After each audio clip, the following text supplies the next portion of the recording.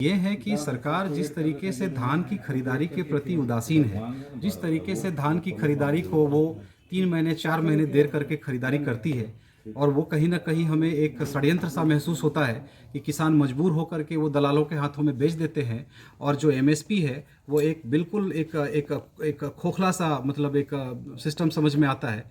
दूसरा है कि खरीदारी के बाद भी जो भुगतान है वो करीब करीब 6 महीने 8 महीने के बाद होता है। अभी तो 10 महीने हो गए हैं, करीब करीब 200 करोड़ रुपए के आसपास किसानों का बकाया है।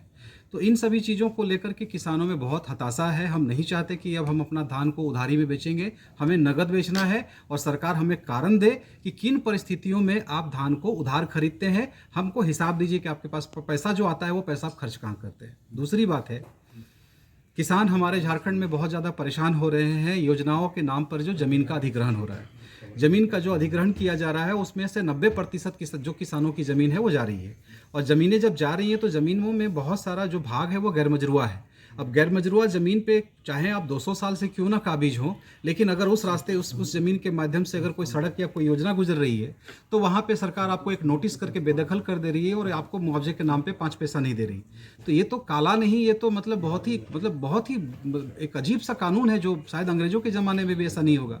आपको नियमित करना होगा। गैर मजरूआ ज़मीन पर हम अगर काबिज है, जोत कोड़ कर रहे हैं, तो आपको इसको देखना पड़ेगा कि आप किस किस परिस्थितियों में आप इसका नियमितीकरण नहीं करना चाहते। करना ही पड़ेगा इनको। और 2012 तक जो रसीद कट रहा था, ये धान का अभी फसल का दूसरा टाइम आ गया है जी। लेकिन फिर भी जो है फैक्स या फिर किसान को धान का पैसा नहीं मिला है जी।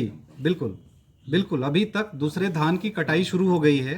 अभी धान की कटाई लगभग पूरे झारखंड में 8 दिनों के अंदर, मतलब छठ के बाद तो पूरे जोर शोर से कटाई शुरू होगी। पिछले साल का भी बकाया है अभी तक भुगतान, तो इसके आगे और कहने के लिए रह क्या जाता है। पिछले साल का भी करीब करीब 164 करोड़ रुपए बकाया है किसानों के प्रति। 4-4 साल पहले का बकाया है अभी तक किसानों का। कुछ किसानों का आंकड़ा मैं आपको दे सकता हूं जिन किसानों को 4 साल से पैसा नहीं मिला है। तो हम चाहते हैं कि खरीदारी की प्रक्रिया को एक बार सरकार एक कार्यशाला का आयोजन करे, चिन्हित किसानों को बुलाए, और ये खरीदारी की जो प्रक्रिया होती है लैंप्स पैक्स के माध्यम से, ये हमसे भी जरा समझने की कोशिश करें। ये तुगलकी फरमान की तरह कोई भी नियम हमारे ऊपर लाद दिया जाता है वो हम बर्दाश्त नहीं करेंगे।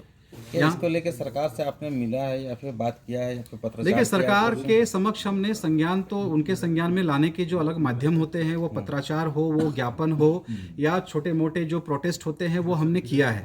हमने कभी वैसा प्रोटेस्ट नहीं किया कि कोई विधि व्यवस्था की स्थिति उत्पन्न हो जाए, और या फिर कहीं ना कहीं एक जो नॉर्मल जो एक सिंपली जो समाज रन कर रहा होता है, चल रहा होता है, उसमें कोई व्यवधान उत्पन्न हो। लेकिन अगर हमें वहीं पे लाके छोड़ दिया जाएगा कि आप एक ऐसी स्थिति उत्पन्न कर दो तो हम सुनेंगे आपका, तो फिर वैसा भी होगा, देखा जाएगा। अच्छा, आपके हिसाब से धान की खरीद कब शुरू हो जाएगी? धान की खरीद देखिए बड़े भाई, आपको बताता हूं कि अभी ये नवंबर का महीना है, ठीक है, सेकेंड वीक चल रहा है। अभी आप मान के चलिए कि दिसंबर का जो फर्स्ट वीक है, दिसंबर के पहले सप्ताह से धान की खरीदारी शुरू हो जानी चाहिए। पिछले साल कब शुरू हुई थी? पिछले साल शुरू हुई थी होली से कुछ दिन पहले, मार्च के आसपास।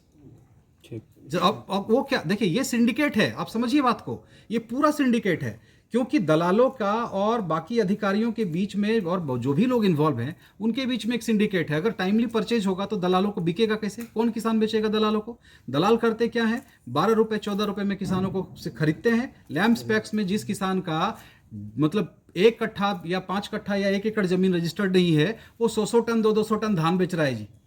तो ये ऐसे ही हो जा रहा है। हम लोग क्या बेवकूफ़ है? हम लोगों को समझ में नहीं आ रहा है। तो देखिए, ये प्रेस कॉन्फ्रेंस करके आप लोगों के बीच में अपनी बातों को हम लोग जो रख रहे हैं, तो इसके पीछे यही है कि हमारे पास अब कोई रास्ता नहीं है। हम चाहते हैं कि हमारी बात को सरकार स्वतः संज्ञान ले, तुरंत संज्ञान ले। और बहुत बड़ा बड़ा तो आप कुछ कर भी नहीं रहे पूरे साल। आप एक भी योजना बता दो ना कि यह सरकार ने आप लोगों के लिए किया, फिर काहे रो रहे हैं आप? धान को एक स्पेशल ऑपरेशन की तरह खरीदिए आप 2 महीने के अंदर। आप दीजिए बोनस। फालतू की योजनाओं को, जहां पे ठेकेदार को आप दे रहे हैं पैसा, उनको हटा करके आप किसानों को एमएसपी को बढ़ा दीजिए।